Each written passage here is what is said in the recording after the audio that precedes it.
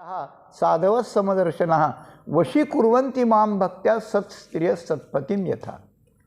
इथं स्त्रीला आणि पतीला सत लावलंय मागे.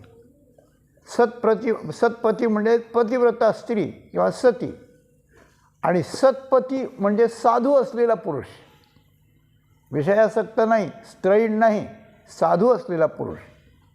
साधू असलेल्या पुरुषाची सेवा पतिव्रता स्त्रीनं केली, त्याकरता तिनं सर्वस्वाचा त्याग केला. माहेर सोडलं, आईवडील सोडले, तिकडं गेली नाही, काही अशा प्रकारचं नाही, एक निष्ठेनं सेवा करीत राहिली.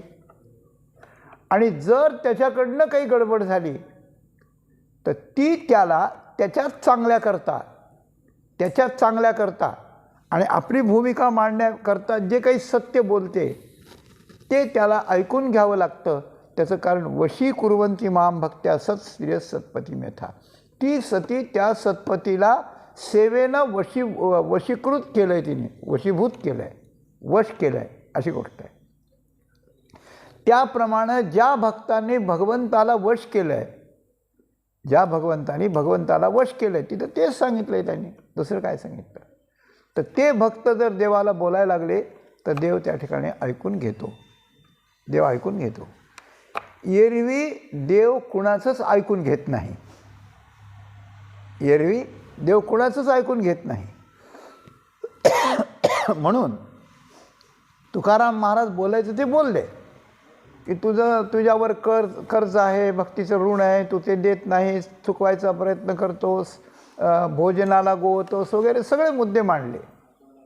त्या मुद्द्यात तुकाराम महाराज अगदी कटिबद्ध होऊन बोलले, चांगल्या प्रकारचे बोलले.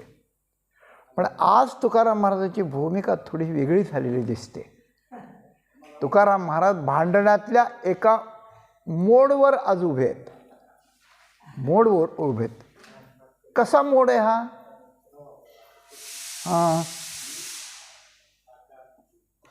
बोलू नका हो. मोड कसा आहे हा? तर हा मोड एकीकडून थोडासा स्मूथ दिसतो. तुकाराम महाराज थोडे शांत बसले की देवा माझं काय चुकलं सांगा ना, देवा मी काय वाईट केलं सांगा ना, देवा जे तुम्हाला आवडत नाही त्यातलं मी कोणतं केलं आहे असं सांगा ना, असे मुद्दे आहेत हे. म्हणजे थोडीशी स्मूथ शांत अवस्था आहे आणि मुद्देसूद अवस्था आहे, फार कडकडून बोलणं नाही एक. आणि एकीकडे जी कनिष्ठ बाजू असते, म्हणजे देवभक्तात भक्ताची बाजू असते, पती पत्नीत पत्नीची बाजू असते, आणि दोघांच्या भांडणात कमीची बाजू असते. अशा प्रकारची जी बाजू असते त्याला शेवटी सहन होत नाही, आणि सहन झाल्यामुळे त्याला आपल्या मराठी शब्द की रडकुंडी आला, म्हणजे रडवेला झाला असं त्याचा अर्थ आहे. रडवेला झालेला माणूस आणि आपलं थोडीशी गयाबया केल्याचा सूर यात आपल्याला दिसतो. आणि अशा प्रकारचं हे भांडण एकदा स्मूथ मोडवर अशा प्रकारचं ज्या वेळेला येतं त्यावेळेला पुढच्या माणसाला सुद्धा कीव येते, आणि ते त्याचं ऐकून घेतलं, खरं आहे म्हणून ऐकून गेलं, त्याग आहे म्हणून ऐकून घेतलं जातं.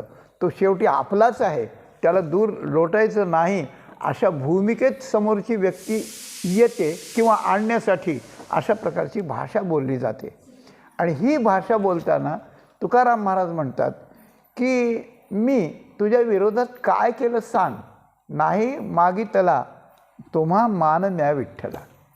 देवा मी आजपर्यंत तुम्हाला कधी मान मागितला आहे काय? मान मागितला नाही. मानाचं काय असतं?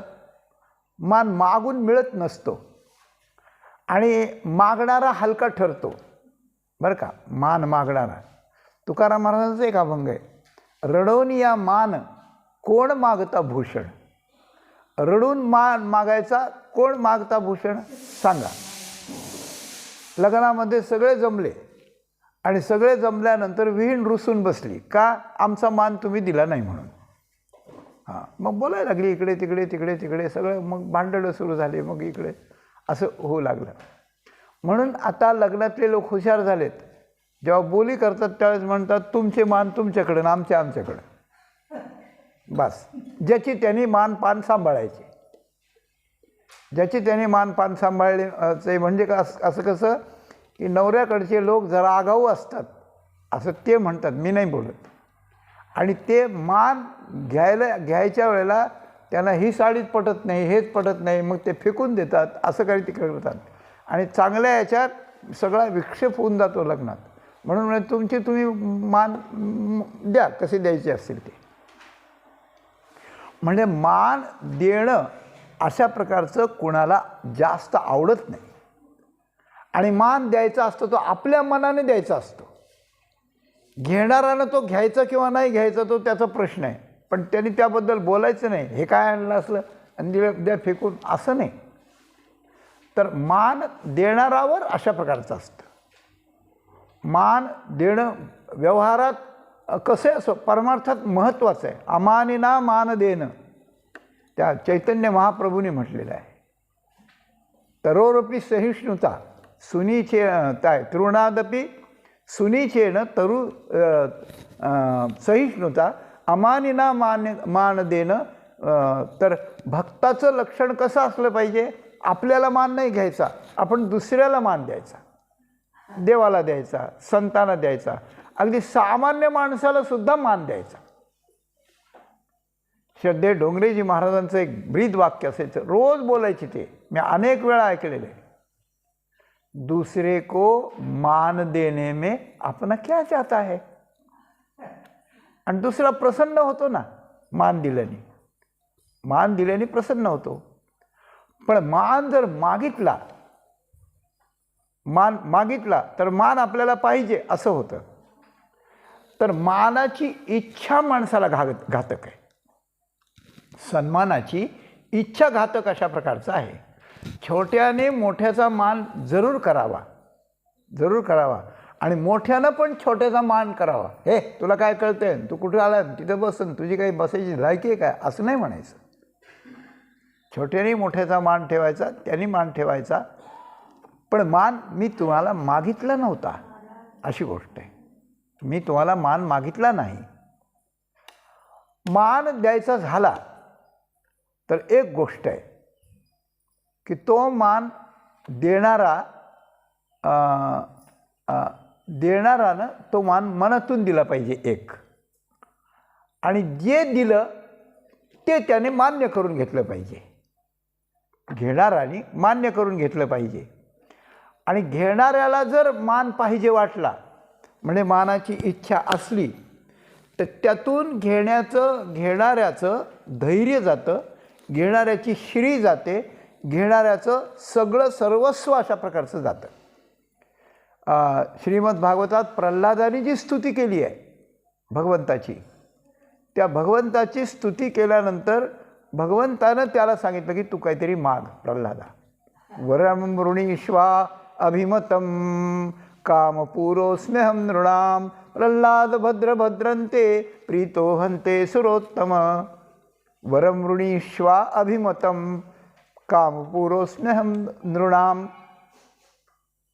मी तू म्हणशील ते देतोस, कारण भक्ताने मागितल्यावर त्याला ते पूर्णपणे देणं या बाबतीत आणि त्या ठिकाणी मी प्रसिद्ध आहे.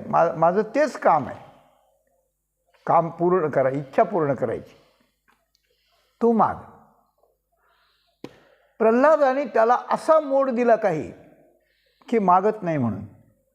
किंबहुना काहीच न मागणं हे त्या ठिकाणी भक्तांचं लक्षण ठरतं.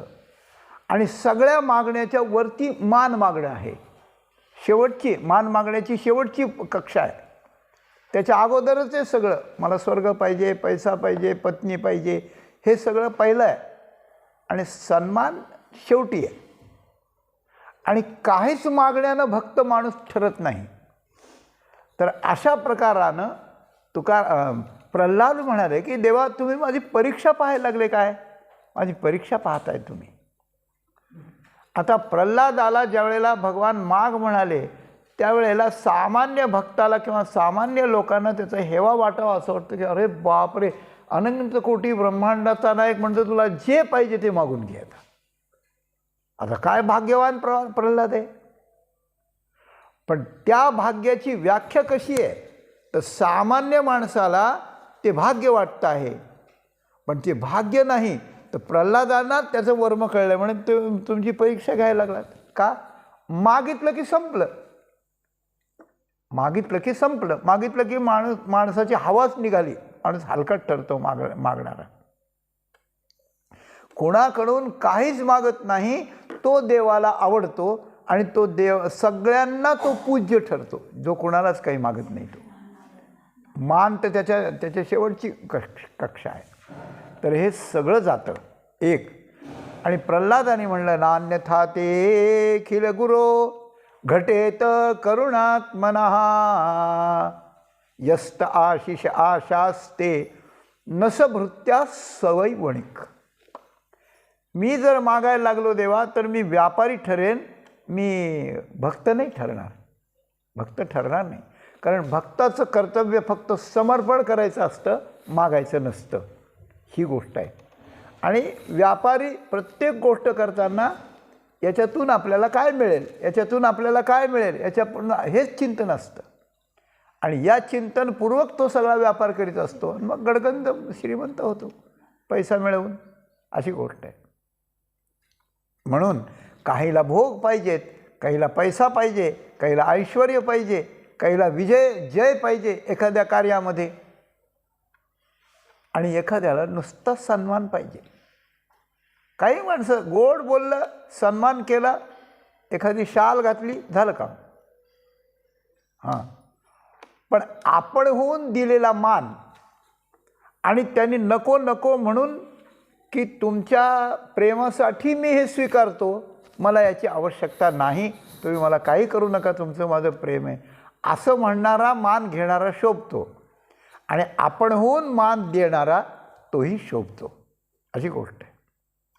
एक गृहस्थ आम्हाला भेटले होते, त्यांच्याकडे कथेला जायचं होतं. तर त्यांनी प्रत्येक वेळेस सांगायचं, तुम्ही आज माझा चांगला सत्कार करा बरं का. हां, आज सत्कार करा. आज मी मोठे मोठे लोक पुण्याहून इकडून तिकडून बोलावलेत, त्यांच्यासमोर माझ्याबद्दल बोलावर का शेवटी तुम्ही बरं का. आता आम्ही तुकाराम महाराजांच्या चरित्राची कथा करायला गेलो होतो. आता तुकाराम महाराजांच्याबद्दल बोलावं का या नागोजीला हार घालावं, काय करावं. पण असा पेच येतो कुठं कुठं. आणि मी त्यांच्याबद्दल एखादा शब्द भिडेनं काही बोलायला लागलो की लोक असे गालातल्या गालात हसायचे. मला सांगितलं लोकांनी, कारण लोकांना माहीत होतं की हे प्रत्येकाला असंच म्हणतात येणाऱ्या माणसाला. सांगा, म्हणजे मनुष्याचा काय वेडेपणा झाला ना. मला मान मिळावा ही इच्छा आहे, पण ही इच्छा नुसती व्यक्त केली, मान करायचं दूर राहिलं, अजून इच्छा व्यक्त केली की शहाण्या माणसात किंमत संपली. आणि किंमत संपल्यावर मग आपलं काय झालं, मान गेलं ना. अपमानच आहे तो एक प्रकारचा. अपमान म्हणजे काय तोंडात मारून किंवा शिव्या देऊनच करावं लागतं असं काही नाही, असं काही नाही. एखादी गोष्ट आपण मांडली आणि एखादा शहाणा माणूस गालातल्या गालात हसला की झाला अपमान, ही गोष्ट आहे.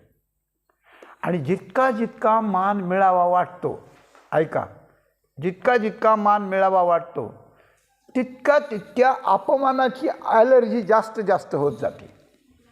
माणसाच्या अंतःकरणाचा हा भाव आहे, ते स्वभाव आहे.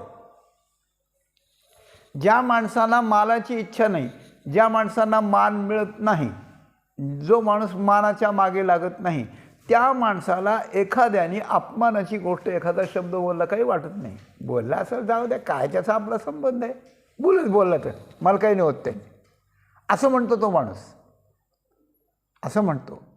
आणि मान घ्यायची सवय लागली तर त्याचा अपमान करावाच लागत नाही. मान मिळाला नाही की तो त्याचा अपमान असतो, अपमान असतो. आणि त्याच्यासाठी तो अगदी तिळमिळ होतो, क्रोधाविष्ट होतो. म्हणजे मान मिळावा ही गोष्ट अहंकार या दोषातून येते. आणि तो मान नुसता मिळाला नाही किंवा आपल्याला पाहिजे तसा मिळाला नाही, पाहिजे तसा मिळाला नाही, सामान्य मिळाला तर माणसाला क्रोध येतो. आणि त्या क्रोधात जे माणूस मग बकायला लागतो, बोलायला लागतो, त्यामुळे सगळंच जातं. म्हणजे म्हणजे अहंकार अगोदर मान इच्छा करतो आणि ते नाही मिळाले की त्याच्यातून क्रोध येतो आणि क्रोधातून आपलं सर्वस्व त्या ठिकाणी निघून जातं, आपल्याला काहीच पदरात पडत नाही, अशी गोष्ट आहे. म्हणून भक्तीच्या क्षेत्रात मान मागायचा नाही आणि मान द्यायला लागलं कुणी तर मोठ्याचा असला तर प्रसाद म्हणून स्वीकारायचा, त्याची नाराजी होऊ नये म्हणून, आणि छोट्याचं कौतुक म्हणून स्वीकारायचं. ठीक आहे बाबा, आता असू दे, काय असेल ते तू. असं जिथं असतं तिथं अपमानाला थारा नसतो, अपमानाला थारा नसतो. आणि मान आणि अपमान याची दरी जितकी जास्त असेल, म्हणजे मान खूप चांगला वाटतो आणि अपमान थोडा झाला तरी खूप वाईट वाटतं, त्याला काय करून काय नाही असं वाटतं.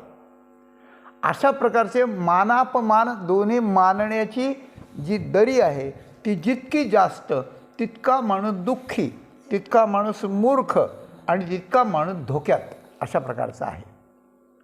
परमार्थ हा आहे की मानापमानयो स्तुल्य मित्र रिपक्षयो हो. तर मान आणि अपमान दोन्हीही सारखे झाले पाहिजेत, सारखे. कोणी स्तुती केली तरी काही नाही वाटलं पाहिजे, कोणी निंदा केली तरी पण काही नाही वाटलं पाहिजे.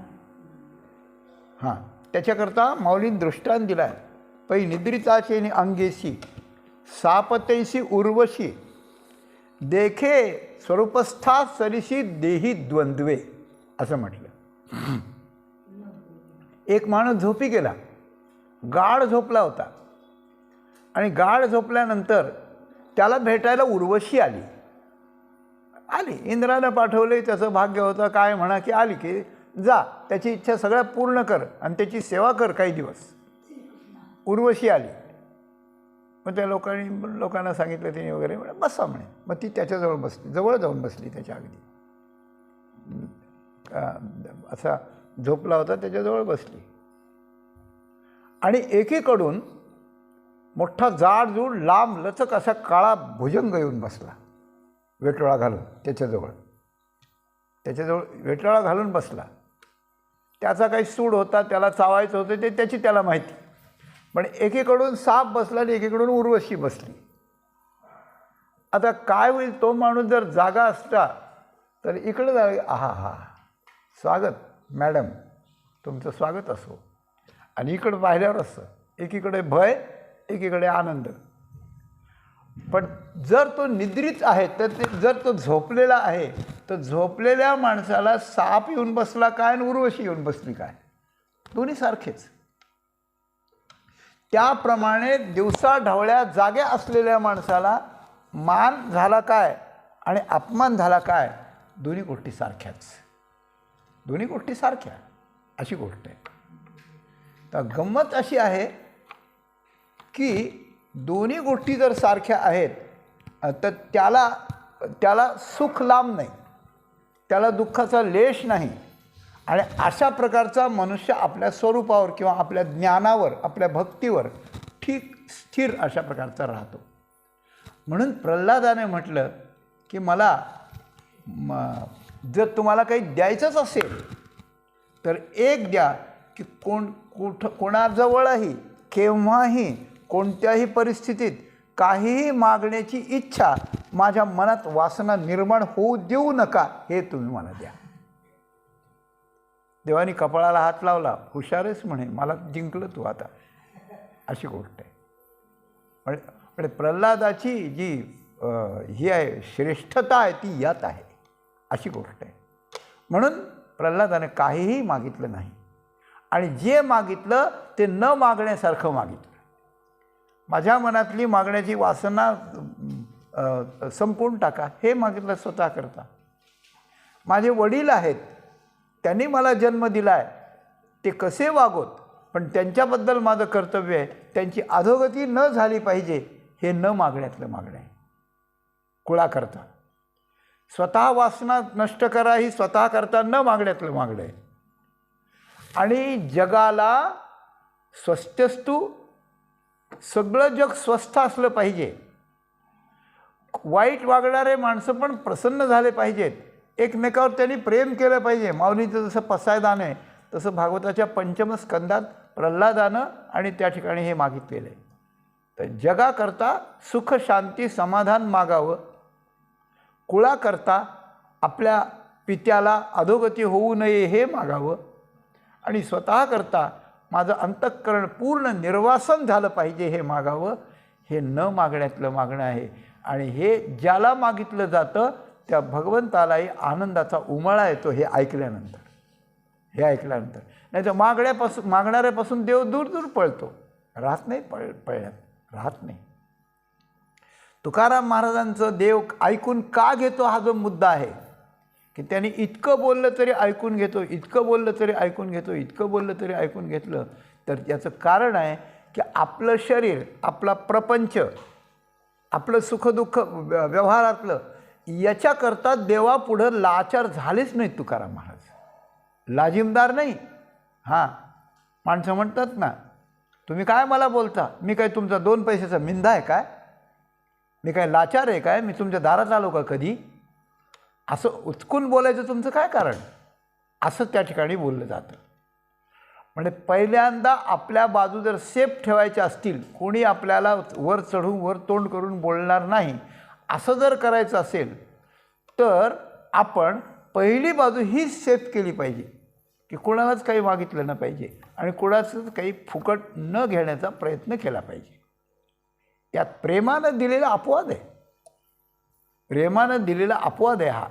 तर अशा प्रकारचं असल्यामुळे तुकाराम महाराजांचा हा जो मुद्दा आहे की नाही मागितला तुम्हा मान न्या विठ्ठला, मी तुम्हाला सन्मान मागितलाच नाही देवा, कशासाठी की तुमच्या सन्मानासाठी तुम्ही मग आम्हाला त्रास झाला असं म्हणायची जागाच नाही, अशी गोष्ट आहे. म्हणून या मुद्द्यावर भगवंताला काही बोलता येत नाही, भगवान ऐकून घेतो, ऐकून घेतो.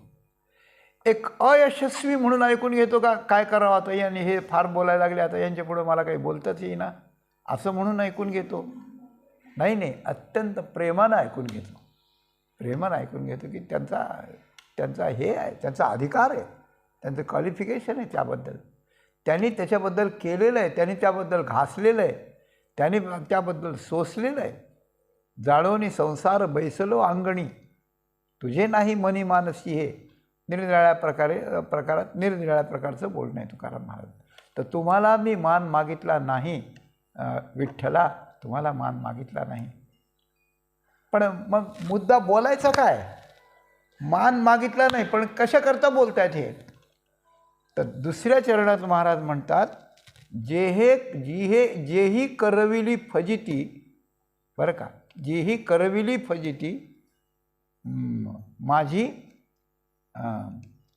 काय पुढे, माझी एवढी जनाहती, लोकांच्याकडून माझी एवढी फजिती केली, तर कशाकरता केली फजिती. गंमत अशी आहे की एखाद्यानं एखाद्याला मान मागितला, मला असं करा, माझा सत्कार करा आत्ता मी सांगितल्याप्रमाणे, आणि त्या माणसाला ते जर नाही आवडलं तर तो मान करण्याचं नाटक दाखवतो आणि त्याचा अपमान कसा होईल फजिती करायचं काम करतो की तुला मान पाहिजे ना, घे मानाचा, आणि असं करून त्याची फजिती करतो. बरोबर, त्याचा सत्कार करतो, त्यांनी बळच घेतला म्हणून, त्यांनी आपल्याला बोलला म्हणून, आणि 2 माणसाला म्हणतो त्याचं थोडं त्याची गंमत करा, जरा फजिती करा त्याची अशी. तर माझी तुम्ही फजिती केली लोकांच्या हातून, यात मी तुम्हाला काही मान मागितला नव्हता, मान मागितला नव्हता आणि फजिती केली, या 2 गोष्टीचं समीकरण असं आहे, समीकरण असं आहे की काय करावं, की सन्मान मागितला, सन्मानाच्या योग्य नाही हा, मग त्याची फजिती करायची. तर ऐका, प्रल्हादाला भगवान आता म्हणतात काय वाटेल ते माग, पण प्रल्हादाला आधी त्रास किती झाला हिरण्यकश्यपूकडून त्रास किती झाला, फजिती किती झाली. म्हणजे प्रल्हादाचं तुकाराम महाराजांचं सारखंच आहे, जवळजवळ काही अंशात. 100 पुरुष वरून त्याला ढकलून दिलं चालं, हत्तीच्या पायाखाली देण्याचा प्रयत्न केला, उकळत्या तेलात टाकण्याचा प्रयत्न केला, विष देण्याचा प्रयत्न केला, काय काय केलं शस्त्रानं उपाशी ठेवून. म्हणजे शारीरिक मानसिक सगळ्या बाबतीत खच्चीकरण करून त्याला समाप्तच करायचा प्रयत्न केला. पण प्रल्हादाने इकडं धीर सोडला नाही, धीर सोडला नाही. आणि ऐका, मनुष्य सन्मान नाही मागितला, पण आपल्याला खूप त्रास व्हायला लागला, आपल्याला खूप दुःख व्हायला लागलं. आणि ते दुःख होत असताना आपण ज्याची सेवा करतो, आपण ज्याच्या सतत शरणागतीत आहोत, त्याला आपलं दुःख सांगायला आणि त्याला जर दुःख दूर करता येत असलं तर त्याला आपलं दुःख सांगणं चूक आहे का हो? त्याला आपलं दुःख सांगणं चूक नाही.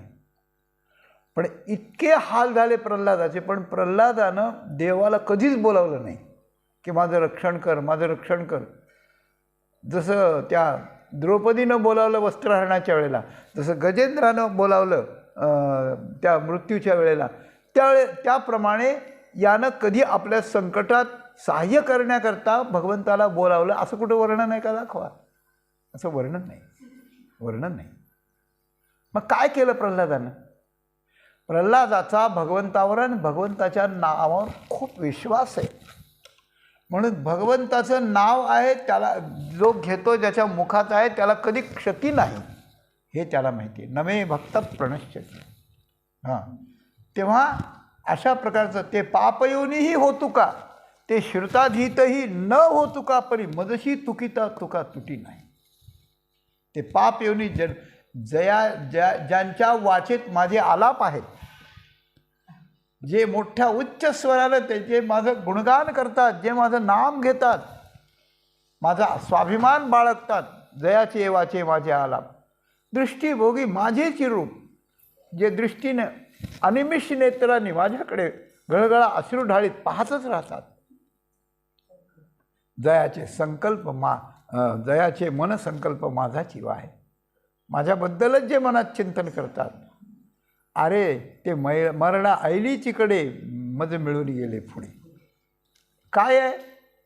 म्हणून अशा प्रकारचे ज्याचे आलाप आहेत ते त्या ठिकाणी माझं स्वरूप बनलेले असतात.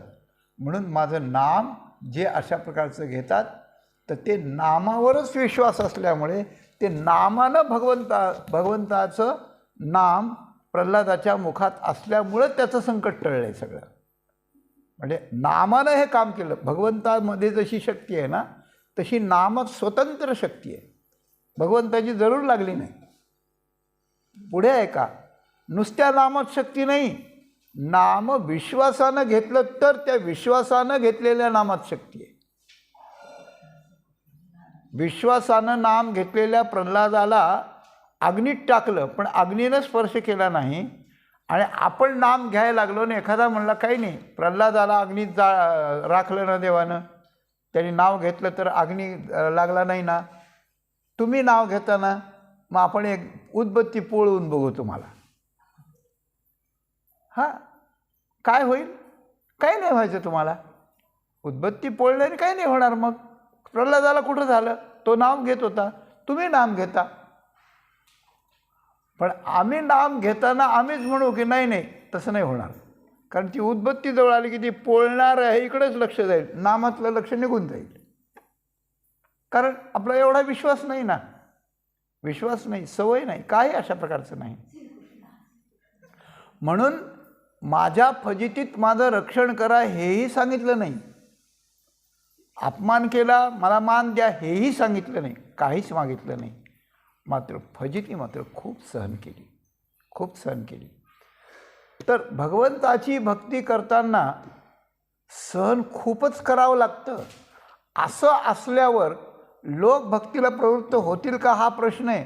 म्हणून प्रल्हादाने म्हटलं का अवघड पेपर जरा अवघड काढला होता देवा, जरा सोपं काढायला शिका तुम्ही, अशी गोष्ट आहे.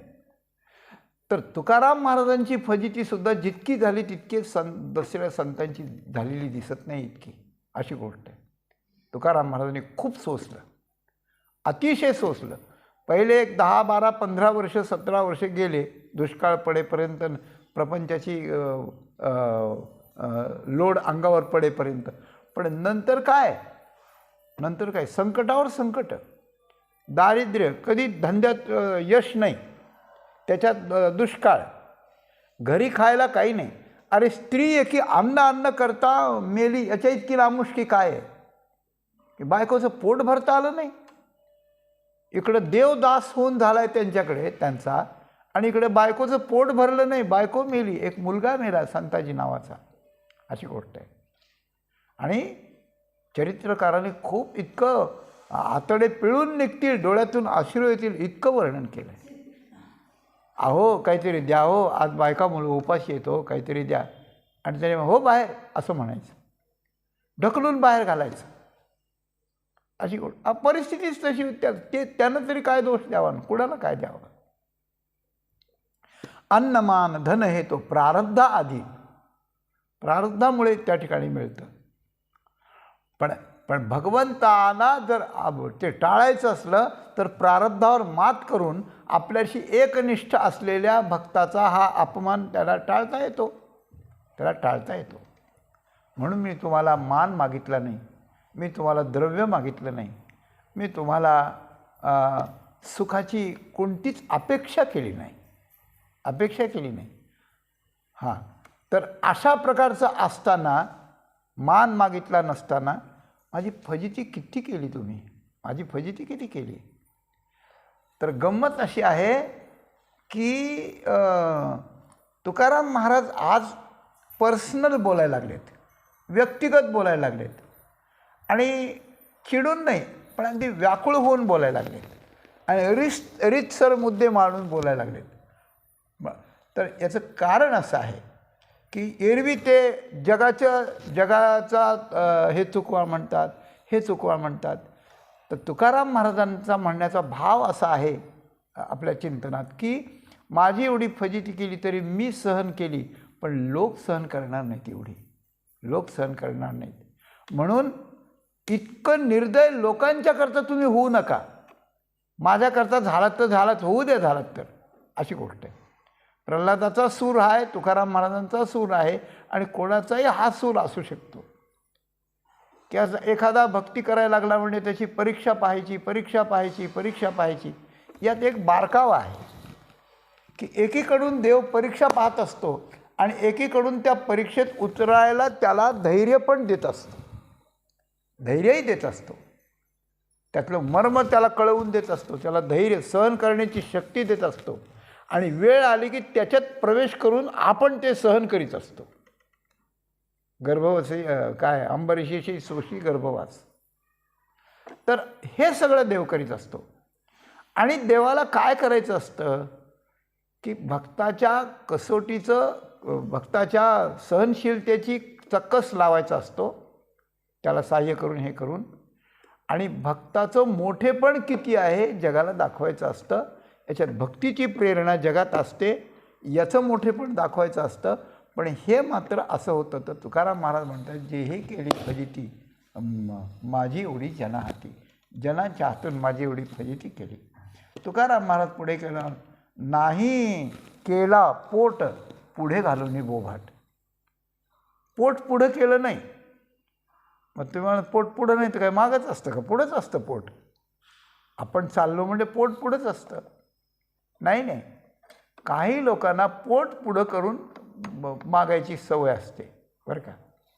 काही द्या, हे बघा ना पोट खोल गेलं आहे आमचं, आम्हाला 2 दिवसापासून काही मिळालंच नाही, काहीतरी द्या. हां, प्रारब्धेची भरे पोट तुका करीना बोभाट, असं तुकाराम महाराजांचं वचन आहे. की पोट, अन्न, मान आणि धन, अंतःकरणाला प्रसन्न करणारा मान बरं का, जीवनात श्रीमंती आणून त्या ठिकाणी जीवन सुखानं जगण्याकरता लागलेला धन, आणि रोज भूक लागते, तहान लागते, भूक लागते म्हणून भूक शमविण्याकरता अन्न, या 3ही गोष्टी माणसाला प्रारब्धानं मिळतात. 3 गोष्टी माणसाला प्रारब्धानं मिळतात. सुदामजी होते, अत्यंत दारिद्र्यात होते, त्यांनी काही मागितलं नाही, सुदामानं पण मागितलं नाही. आणि एके दिवशी रुक्मिणीनं म्हटलं की देवा किती निर्दय होतो तुम्ही, कसा तुमचा समर्पित भक्त आहे, तुम्ही माझे पती आहात, लक्ष्मीचे पती आहात, कुबेर तुमचा भांडारी आहे, तुमच्याकडं सगळं आहे आणि तुमच्यावर जीव टाकून भक्ती करणारा भक्त सुदामा आहे आणि तो इतका दारिद्र्यात सगळे उपाशी मरतायत, ते तुम्हाला दया येत नाही, तुम्ही काही करत नाही त्याच्याकरता. देव हसले, म्हणजे रुक्मिणी बरोबर आहे, तुझं बरोबर आहे, पण माझा जर भक्त आहे तो आणि तू जर माझी पत्नी आहे तर मुलाची जबाबदारी असते तशी भक्ताची जबाबदारी नाही का तुझ्यावर? आणि तू लक्ष्मी आहे ना, ही जबाबदारी आपल्या मुलाला किंवा आपल्या भक्ताला खायला घालायची ही जबाबदारी बापाची असते का आईची असते? दे की तू काहीतरी. ठीक आहे, तिने म्हणला पण तुम्ही का देत नाही? नाही म्हणे त्याचं प्रारब्धच आहे ना, तसं प्रारब्ध आहे. म्हणजे ते सुदामजी ज्याच्याकडे जायचे भीक मागायला, भिक्षा मागायला, त्याच्या मनात यायचंच नाही ते उगा आपला कोणतरी हे जा नंतर ये, नंतर ये, आत्ताच होत असतात काही काही कळतं का नाही, असं काहीतरी बोलायचे आणि ढळवून द्यायचे पुढे. म्हणजे सुदामजी कोणाकडे गेले की त्याच्या मनात ती भिक्षा द्यायची प्रवृत्तीच व्हायची नाही. मग काय केलं पाहिजे? ती म्हणजे प्रवृत्ती, तू कर म्हणे काय करायचं ते. ठीक आहे म्हणे, मग मी प्रवृत्ती करते म्हणे. मग तुकाराम महाराज ते सुदामजी निघाल्यानंतर एका घरी अशी प्रवृत्ती निर्माण केली रुक्मिणी मातेनं, एका ग्रस्थाला. आणि त्यांच्या घरी काय श्राद्ध पक्ष काही असेल, खीर केली होती, भरपूर झाली होती. आणि सुदामजी आले ओम भवती भिक्षांदेही म्हणायला आणि त्यांना काय ती खीर दिली. राहिलेली होती बरीच चांगली बासुंदीसारखी खीर तयार झाली होती आणि ती एका भांड्यात त्या ठिकाणी दिली. भांडं घेऊन जा म्हणे तुम्हालाच आता आणि ही खीर घेऊन जा. आणि सुदामजीला खूप आनंद झाला की 2-3 मुलं, बायको, आपण 4-5 माणसं भरपूर खीर खाऊन उरेल अशी इतकी खीर मिळाली, कधीच मिळाली नव्हती हो. आणि एखाद्याला थोडं मिळताना जास्त मिळतं त्याचाच खूप आनंद होतो आणि ज्याला फक्त पोटाकरताच पाहिजे त्याला तेवढ्याचाच आनंद होतो, त्याला जास्त नकोच असते. मग ती खीर घेतली, त्याला आनंद अशा प्रकारचा झाला. आणि आनंद झाल्यानंतर तिकडून काय झालं, तिकडून असं झालं की एक बैल माजला आणि तो धावत धावत लोकांना मारीत आला आणि लोक पळायला लागले. आणि लोक पळता पळता पळता पळता ती सगळी गर्दीची झुंड यांच्या अंगावर आली, यांच्या पायात पाय अडकला लोकांचा, हेही पडले आणि ती हातातली खीर पडली आणि ती खाली जमिनीवर पडली. सगळीकडे त्या ठिकाणी सांडली, सगळीची सगळी सांडली आणि 2-4 कुत्रे येऊन तिच्यावर ताव मारायला लागले. म्हणजे स्वतःच्या कुटुंबातल्या लोकांनी आज ही खीर खायची होती अशा आनंदाचे मांडे मनातली मनात होते. रुक्मिणीनं त्याकरता मुद्दाम होऊन त्याला प्रेरणा दिलेली होती भगवंताला सांगून, त्यानेही ती दिली होती, सगळं इथपर्यंत जुळलं होतं. पण या खिरीचा एकही कण घरातल्या एकाही माणसाच्या मुखात जाणार नव्हता. ही प्रारब्धाची गती असते, अशी गोष्ट आहे. प्रारब्धम बलबत्तरम खलु विना भोगेन तस्य क्षया, शास्त्रकारांनी म्हटलं. प्रारब्ध अत्यंत बलवत्तर असतं. म्हणून या प्रारब्धानं अन्न मान धन त्या ठिकाणी मिळतो.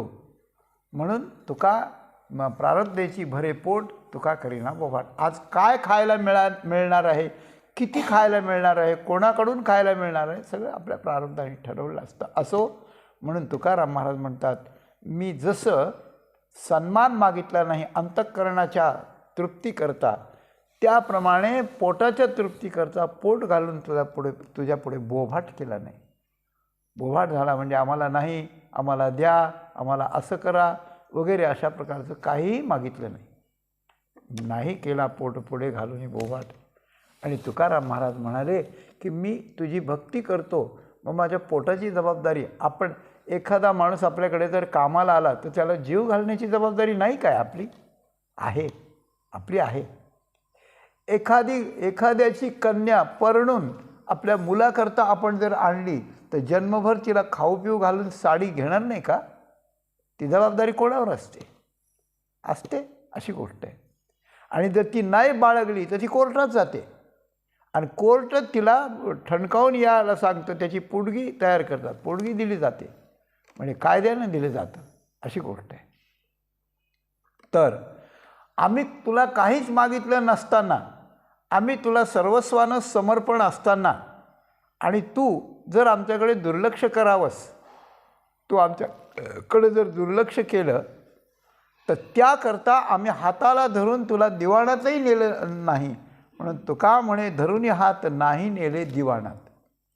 दिवाणात म्हणजे कचेरीत, कोर्टात नेलं नाही. देवाचं आणि भक्ताचं कोर्ट कोणतं आहे? संत आहेत. संताच्या कोर्टात तुला दिलं नाही. पहिल्यांदा सन्मान मागितला नाही, त्याच्यानंतर पोट पुढं करून माझ्या पोटाला काहीतरी दे हेही मागितलं नाही, आणि तू देत नाहीस म्हणून दिवाणातही तुला नेलं नाही. असं असताना तू हे आमचं कर्ज देत नाहीस, हे काय आहे देवा? सगळं काय चाललेलं आहे याचा थोडा विचार करा. आणि आम्हाला असं पिळून घेऊ नका, आम्हाला असं त्या ठिकाणी पिळून घेऊ नका, आम्हाला असं दुःख देऊ नका. देवा आम्ही तुमचेच आहेत शेवटी, अशा प्रकारचं तुकाराम महाराज म्हणतात. आणि देव शांतपणे हे सगळंची सगळं ऐकून घेतो आहे. हे ऐकून गेल्याचा भाव त्या ठिकाणी असा की माझे भक्त हे माझ्यावर इतके जीव टाकून किंवा इतके समर्पित असतात की पहिल्यांदा त्यांना कितीही त्रास झाला तरी ते काही बोलत नाहीत. ते त्रास ते सहन करतात, कष्ट वाचून सहन करतात. त्यांना मानापमान सारखे असतात. त्यांना पोटभर जेवण उपाशी असणं तेही सारखं असतं, आणि त्यांना न्यायी अन्यायी सारखे असतात. दिवाणात नेलं नाही म्हणून न्याय केला, अन्याय केला, ठीक आहे बाबा जाऊ द्या, काय कुठे काय करत बसता, असं. म्हणजे या जगातले द्वंद्व जे आहेत, आपल्याला मिळालेला न्याय आणि आपल्यावर झालेला अन्याय, आपल्याला पोटाला पोटभर मिळालेलं आणि न मिळालेलं, आणि आपल्याला सन्मानित केलेलं आणि न केलेलं, या गोष्टी ज्यांना सारख्या झालेल्या आहेत तर ते माझंच स्वरूप आहेत. हे जगाला दाखवण्याकरता दिसायला माणसं आहेत, पण त्यांची योग्यता माझ्याबरोबरीची आहे हे हे जगाला दाखवून आदर्श दाखवण्याकरता देव हे अशा प्रकारचं करतो, अशी गोष्ट आहे. म्हणून याला द्वंद्व म्हणतात.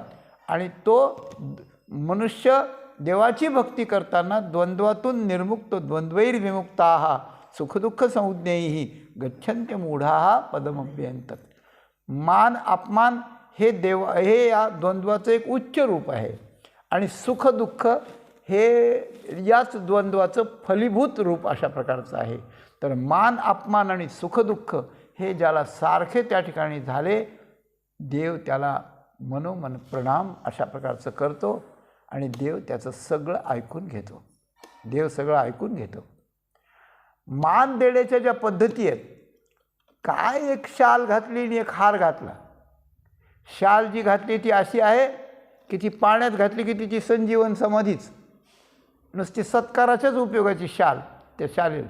आणि हार असा घालायचा की त्याची फुलं एका किलोमीटरवर एक फुल आहे दोऱ्यात ओवलेलं. काय त्या हाराला आणि शालीला करायचे? हार आणि शाल.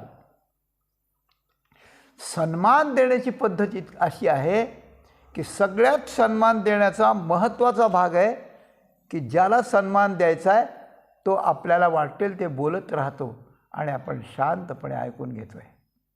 त्याला प्रत्युत्तर करत नाही, त्याचा मुद्दा खोडीत नाही, त्याच्यावर आपण रागवत नाही, त्याच्यापासून आपण तनतन करीत निघून जात नाही. आपण बसतो, त्याचं ऐकून घेतो, शांतपणे ऐकून घेतो, आणि तुमचं बरोबर आहे असं त्या ठिकाणी म्हणतो. विरुद्ध बोलत असताना इतकं जो सहन करतो ते मान देण्याचं, म्हणजे मी मान मागितला नाही असं म्हणत असणाऱ्या तुकाराम महाराजांना देवाने हे जे ऐकून घेतलं आहे ना शांतपणे, तो मोठा मान दिलेला आहे. इतकं कोणाचं ऐकून घेतो? काल आपण पाहिलं रुक्मिणीचं भांडण, रुक्मिणीचं पण ऐकून घेत नाही लवकर देव. रुक्मिणीचं ऐकून घेत नाही, शास्त्राचं ऐकून घेत नाही, वेदाचं ऐकून घेत नाही. तुझ्या मनाला, वेदाचं सुद्धा मनाला येत नाही तुझ्या. अशा प्रकारचं पण भक्ताचं मात्र ऐकून घेतो. कारण भक्ता विण देवा आवडते काही त्रिभुवनी नाही आन तुझे. अशी गोष्ट आहे. आणि तुकाराम महाराजांनाही आपण जर म्हटलं की इतकं तुम्ही आता सोसलं, त्या काही देवावर भार घातला नाही, तुम्ही इतकं दुःख सहन केलं, मग आता हे सगळं बोलून कशाला घालवता हो देवा थोड्यासाठी? शेवटी देवाशी भांडून कशाकरता घालवता, अशी गोष्ट आहे. तर तुकाराम महाराजांच्या मांडण्याची जी भूमिका आहे ती अशी आहे की मी माझ्यासाठी नाही बोलत, माझं तर मी सहन करून बाजूला ठेवून दिलं आहे, आता माझ्याकरता मला बोलायचंच नाही, पण लोकांनी तुमची फजिती करू नये याकरता आणि त्या ठिकाणी तुम्ही लोकांशी कसं वागलं पाहिजे, लोकांना सुख कसं दिलं पाहिजे, जगाला देवाकडून सुख कसं होईल आणि देवाचा सन्मान जगाकडून कसा राहील, देवभक्ताचा संबंध अक्षुण्य भविष्यकाळात कसा राहील, अशा प्रकारच्या याकरता मी बोलतो आहे. म्हणून तुकाराम महाराजांना दोष नाही, काही अशा प्रकारचं नाही. तुकाराम महाराजांचा दोष नाही हे माझ्यासारखा पामर माणूस कोण म्हणणार, परंतु तुकाराम महाराजांचं ते ऐकून घेतात आता. आणि त्या ठिकाणी 1-2 अभंग राहिले आहेत, त्याचं जे चिंतन आहे ते आपण आणि पुढे अशा प्रकारचं पाहू. तेव्हा तुकाराम महाराजांचं भांडण हे अत्यंत आदर्श आहे, देवाला मान्य असलेलं आहे. अशा प्रकारचं आपण आपलं बोलणंही, आपल्या बोलण्याचाही असा अभ्यास अशा प्रकारचा करावा आणि आपली जीवनयात्रा सफल करावी. हा तुकाराम महाराजांचा संदेश आपल्यापुढे ठेवून झालेली सेवा प्रभूंच्या आणि माऊलींच्या चरणी समर्पण करून इथेच त्या ठिकाणी थांबू आपण. तुका म्हणे धरुनी हात, तुका म्हणे धरुनी हात, तुका म्हणे धरुनी हात, तुका म्हणे धरुनी हात.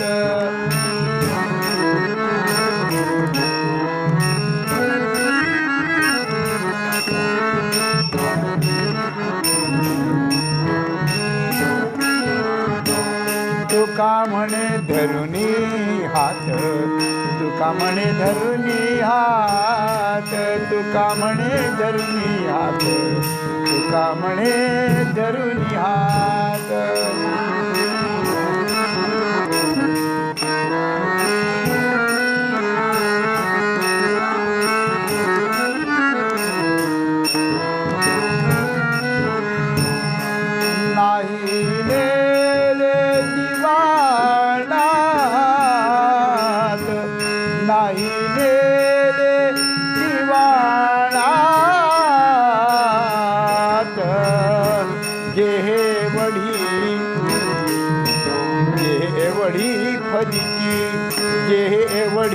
फजिती जे वडी फजिती नाही रे.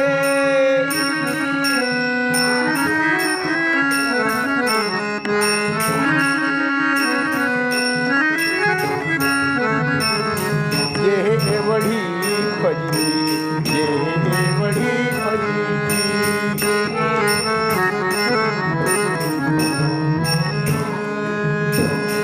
माझी जनाजी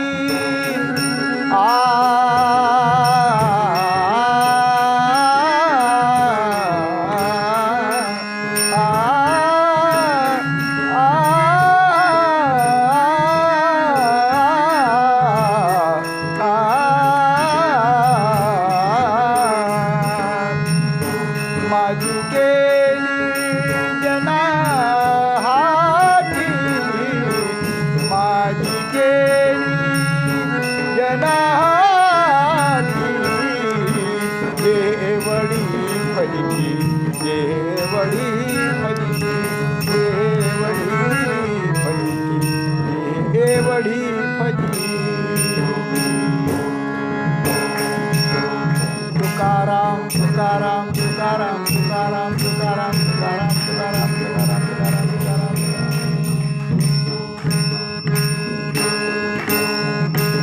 पुंडलीक वरद हरी विठ्ठल श्री ज्ञानदेव तुकाराम. पंढरीनाथ भगवान की जय. माऊली ज्ञानेश्वर महाराज के.